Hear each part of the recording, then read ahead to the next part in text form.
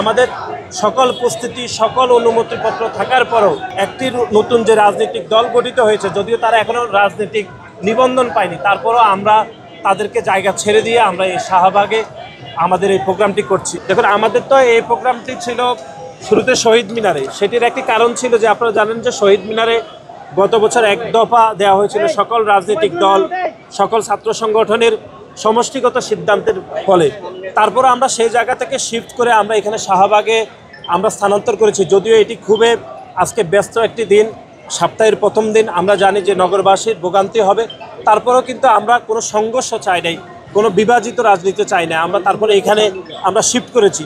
আজকের এই ঐতিহাসিক শাহবাগ চত্বর, এটি বাংলাদেশের গত 17 বছরের রাজনীতিতে বাক বদলের একটি গুরুত্বপূর্ণ একটি স্থান বলে আমরা মনে করি। এখানে যেরকম ফ্যাসিবাদের উত্থান আমরা দেখেছি, একই সাথে ফ্যাসিবাদের পতনের অনুষঙ্গ কিন্তু এই শাহবাগ চত্বর থেকে উচ্চারিত হয়েছে। সুতরাং আজকের এই ঐতিহাসিক শাহবাগ চত্বরে বাংলাদেশ জাতীয়তাবাদী ছাত্র দলের ঐতিহাসিক ছাত্র সমাবেশ অনুষ্ঠিত হবে। আমরা আশা করছি যে এখানে কয়েক লক্ষাধিক নেতাকর্মী এবং বাংলাদেশের সাধারণ শিক্ষার্থীরা আমাদের এই আজকের এই ঐতিহাসিক ছাত্র সমাবেশে যোগদান করবেন। আমাদের দলের ভারপ্রাপ্ত চেয়ারম্যান, আমাদের ছাত্র দলের সাংগঠনিক অভিভাবক জনাব তারেক রহমান আজকের এই ছাত্র সমাবেশে প্রধান অতিথি হিসেবে বক্তব্য রাখবেন। দেখুন, গণ অভ্যুত্থান পরবর্তী সময়ে বাংলাদেশ জাতীয়তাবাদী ছাত্রদল একটি ইতিবাচক রাজনীতির মাইলফলক তৈরি করেছে। আপনারা দেখেছেন আমাদের এই প্রোগ্রামটি কিন্তু আমরা শহীদ মিনারে করার পূর্ণ প্রস্তুতি গ্রহণ করেছিলাম। অতীতে আপনারা দেখেছেন যে গত 17 বছর বিএনপি যদি কোনো জায়গাতে কোনো প্রোগ্রাম থ্রো করতো, আমরা দেখতাম সেখানে আওয়ামী লীগের এক ধরনের প্যাসিবাদ কায়েম করতো, সেখানে তারাও উল্টো প্রোগ্রাম করে সেই প্রোগ্রামকে কীভাবে বিনষ্ট করা যায় সেরকম পরিস্থিতি আমরা দেখতাম। কিন্তু গণ অভ্যুত্থানের পরে বাংলাদেশ জাতীয়তাবাদী ছাত্রদল যে একটা ইতিবাচক রাজনীতি প্রচলন করেছে, সেখানে দেখুন আমাদের সকল প্রস্তুতি সকল অনুমতিপত্র থাকার পরেও একটি নতুন যে রাজনৈতিক দল গঠিত হয়েছে, যদিও তারা এখনও রাজনৈতিক নিবন্ধন পায়নি, তারপরেও আমরা তাদেরকে জায়গা ছেড়ে দিয়ে আমরা এই শাহবাগে আমাদের এই প্রোগ্রামটি করছি। এটি এই জন্যই বলছি যে একটা রাজনীতিতে একটি গুণগত পরিবর্তন হয়েছে, সেখানে বাংলাদেশ জাতীয়তাবাদী ছাত্রদল সবার শীর্ষে রয়েছে গুণগত জায়গা থেকে। আর আপনি যেটি বলেছেন সেটি হচ্ছে, দেখুন 5ই আগস্ট পরবর্তী সময়ে বাংলাদেশ জাতীয়তাবাদী ছাত্রদল সবসময় বিশ্বাস করে যে আমরা যে প্যাসিবাদের বিপক্ষে শক্ত অবস্থান গ্রহণ করেছি, সেই প্যাসিবাদের বিপক্ষে আন্দোলনে আমরা সকলের সাথে কাঁধে কাঁধ মিলিয়ে আমরা আন্দোলন সংগ্রাম করেছি।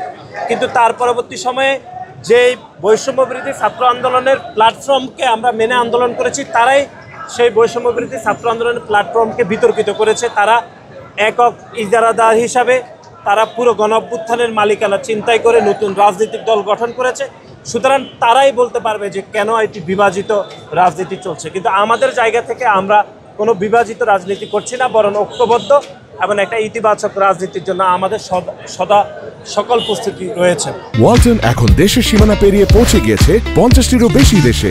ওয়ালটন, ঘরে ঘরে বিশ্বজুড়ে। আপনারা জানেন যে আজকের এই ঐতিহাসিক ছাত্র সমাবেশ এই জন্যই আসলে গুরুত্বপূর্ণ, সেটি হচ্ছে বাংলাদেশের যে গণতান্ত্রিক ধারাকে গত 17 বছর ধরে ব্যাহত করা হয়েছিল। বিশেষ করে বাংলাদেশের 3টি জাতীয় নির্বাচন 2014, 2018 এবং 2024-এ তরুণরা ভোট দিতে পারেনি। তরুণরা তাদের নিজের জীবনের বিনিময়ে খুনি হাসিনাকে বিতাড়িত করেছে। সেই তরুণদের এক ধরনের ঐক্যবদ্ধ এবং তরুণদের অংশগ্রহণের মাধ্যমে আজকের এই সমাবেশকে আমরা সফল করব, যেখানে বাংলাদেশের ছাত্র সমাজের একটি বৃহৎ অংশ এই সমাবেশে যোগদান করবে বলে আমরা মনে করি। এবং আমরা এটিও আশা প্রকাশ করছি যে এই শাহবাগ চত্বরে অতীতে যত রাজনৈতিক সমাবেশ হয়েছে, যত ছাত্র সমাবেশ হয়েছে, সব থেকে বড় ছাত্র সমাবেশ আজকে ইনশাআল্লাহ এই শাহবাগ চত্বরে বাংলাদেশ জাতীয়তাবাদী ছাত্রদল উপহার দিবে। সেজন্য আপনাদের সকলের আমরা সহযোগিতা কামনা করছি। অতীতেও আমরা সহযোগিতা পেয়েছি এবং আজকেও আমরা আপনাদের সহযোগিতা কামনা করছি। দেখুন, আমাদের তো এই প্রোগ্রামটি ছিল শুরুতে শহীদ মিনারে। সেটির একটি কারণ ছিল যে আপনারা জানেন যে শহীদ মিনারে গত বছর এক দফা দেওয়া হয়েছিল সকল রাজনৈতিক দল সকল ছাত্র সংগঠনের সমষ্টিগত সিদ্ধান্তের ফলে। তারপর আমরা সেই জায়গা থেকে শিফট করে আমরা এখানে শাহবাগে আমরা স্থানান্তর করেছি। যদিও এটি খুবই আজকে ব্যস্ত একটি দিন, সপ্তাহের প্রথম দিন, আমরা জানি যে নগরবাসীর ভোগান্তি হবে, তারপরেও কিন্তু আমরা কোনো সংঘর্ষ চাই নাই, কোনো বিভাজিত রাজনীতি চাই না। আমরা তারপরে এখানে আমরা শিফট করেছি।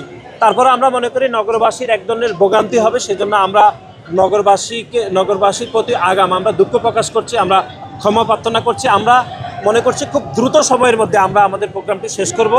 আমরা যদি ধরুন 2:30 থেকে 3টার মধ্যে প্রোগ্রাম শুরু করতে পারি, আমরা 5:30 থেকে 6টার মধ্যে প্রোগ্রামটি শেষ করার আমাদের সকল প্রস্তুতি রয়েছে। যদি একটি বৃষ্টির সম্ভাবনা রয়েছে, তারপরও আমরা মনে করছি 5:30 থেকে 6টার মধ্যে ইনশাআল্লাহ আমরা প্রোগ্রামটি শেষ করবো। এই জন্য যে নগরবাসীর জন্য ভোগান্তিটা কমে আসে, অফিস শেষের জন্য তারা নির্বিঘ্নে বাসায় যেতে পারে অথবা তাদের গন্তব্যস্থলে যেতে পারে, সেজন্য আমাদের সকল প্রচেষ্টা অব্যাহত থাকবে।